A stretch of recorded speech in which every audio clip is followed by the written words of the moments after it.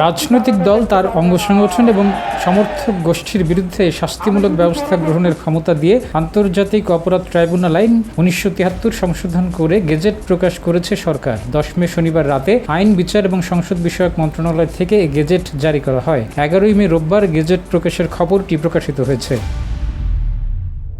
প্রকাশিত গেজেটে বলা হয়েছে, সংবিধানের 93-এর 1 অনুচ্ছেদে প্রদত্ত ক্ষমতা বলে রাষ্ট্রপতি আন্তর্জাতিক অপরাধ ট্রাইব্যুনাল দ্বিতীয় সংশোধনী অর্ডিন্যান্স 2025 প্রণয়ন ও জারি করেছেন।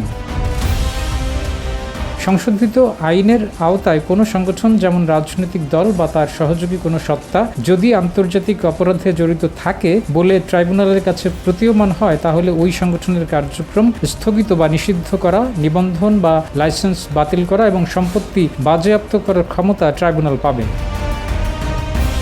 এ বিষয়ে শনিবার রাতে রাষ্ট্রীয় অতিথি ভবন যমুনা ইলেকট্রনিক্স ঈদে ডাবল খুশি অফার সিজন 3, যে কোনো পণ্য কিনলেই পাচ্ছেন নিশ্চিত ঈদ উপহার। অন্তর্বর্তী সরকারের উপদেষ্টা পরিষদের বিশেষ বৈঠকে সিদ্ধান্ত গৃহীত হয়। বৈঠক শেষে আইন উপদেষ্টা আসিফ নজরুল সাংবাদিকদের জানিয়েছেন, জুলাই আন্দোলনে গণহত্যার অভিযোগে আওয়ামী লীগকে বিচারের আওতায় আনতে সংশোধনী আনা হয়েছে।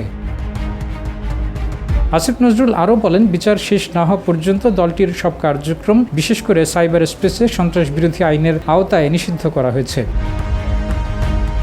নতুন আইন অনুযায়ী সংগঠন সংশ্লিষ্ট যে কোনো ব্যক্তি বা গোষ্ঠী যদি আন্তর্জাতিক অপরাধে সহায়তা, নির্দেশনা, প্ররোচনা, ষড়যন্ত্র বা অংশগ্রহণ করে, তাহলে তাদের বিরুদ্ধে কঠোর ব্যবস্থা নেওয়ার বিধান রাখা হয়েছে। Desk report, জাজিয়াদিন।